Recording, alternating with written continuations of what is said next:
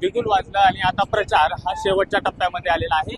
लातूर जिल्ह्यातील 2 नगर परिषदांची निवडणूक होऊ घातलेली आहे आणि यामध्ये निलंगा आणि रेणापूर यामध्ये आहेत। आता आपण धीरज देशमुख आहेत आपल्यासोबत। भैया, निलंग्याची काय परिस्थिती आहे, काय सांगाल, लोकांचा कसा प्रतिसाद मिळतोय? आपण जर कॅमेऱ्यामध्ये दृश्य टिपत असाल तर हा सगळा प्रतिसाद आपल्याला दिसतोय आणि हा प्रतिसाद निलंग्यामध्ये परिवर्तन होण्यासाठी आहे आणि खऱ्या अर्थानं ह्या निलंग्यामध्ये निलंगेकरांची काँग्रेस ही विजयी होणार आहे असे हे दृश्य आज आम्हाला दिसत आहेत। इथले स्थानिक आमदार सांगतात की ही निवडणूक बाबळगाव विरुद्ध निलंगा आहे। ही निवडणूक काँग्रेस वर्सेस भाजप आहे आणि आदरणीय निलंगेकर साहेब आणि आदरणीय विलासराव देशमुख साहेब, शिवराज पाटील चाकूरकर साहेब हे सगळे काँग्रेसचे होते आणि काँग्रेस हे लोकांच्या मुद्द्यावर लढते, लोकांच्या विकासासाठी लढते आणि ही निवडणूक निलंग्यामध्ये अनेक वर्ष जे भाजपनं होऊ घातलेला भ्रष्टाचार असेल, ज्या पद्धतीचे जे शहराची दुरवस्था झालेली आहे, हे सगळं थांबवण्यासाठी हे परिवर्तन आणि जनशक्ती वर्सेस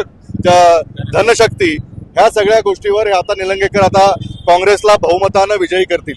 बरं, आता यासोबतच माणिकराव कोकंटे ते आता अटकेची आहे। एकीकडे मंत्र्यावर जर अशा प्रकारचे अलिगेशन आणि कोर्ट त्यामध्ये इंटरफेअर करून सांगतंय की हा भ्रष्टाचार थांबला पाहिजे, कसं पाहता भैया? तुम्ही स्वतः आमदार राहिलेले आहेत। नाही, अतिशय कोर्टाने जे निकष दिलेत आणि त्या नियमाखाली त्यांना त्याच वेळेस अध्यक्षांनी त्यांचं आमदारकी रद्द केली पाहिजे होती, राजीनामा घेतला पाहिजे होता। पण सध्या सरकारचं मत त्या कुणाला बचाव करता येईल का, क्लीन चिट देता येईल का, ह्याच्याकडे कल दिसतोय। आणि आपण जर आठवण केला असेल, जेव्हा बच्चू कडू साहेबांबद्दल असा एक निर्णय आला होता तर त्यांची आमदारकी तातडीनं त्यावेळेस अध्यक्षांनी रद्द केली होती असं आपण पाहिलंय। पण आता कोकाट्यांसाठी वेगळा न्याय आणि एखाद्या वेगळ्या पक्षाच्या आमदारासाठी वेगळा न्याय का, हा आता जनतेसमोरचा प्रश्न आहे।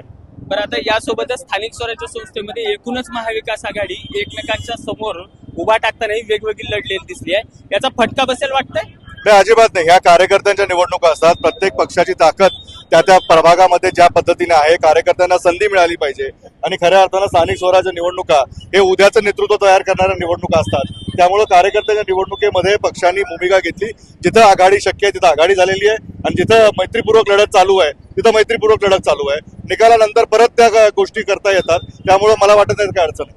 आता लातूर जिल्ह्यामध्ये एकूण 5 ठिकाणी निवडणुका होऊ घातलेल्या आहेत, यापैकी किती ठिकाणी महाविकास आघाडीला यश मिळेल किंवा काँग्रेसला यश मिळेल असं वाटतंय? आमची आशा आहे की जास्तीत जास्त ठिकाणी जास्तीत जास्त जागेवर आमचे नगरसेवक निवडून येतील, आमचे नगराध्यक्ष निवडून येतील।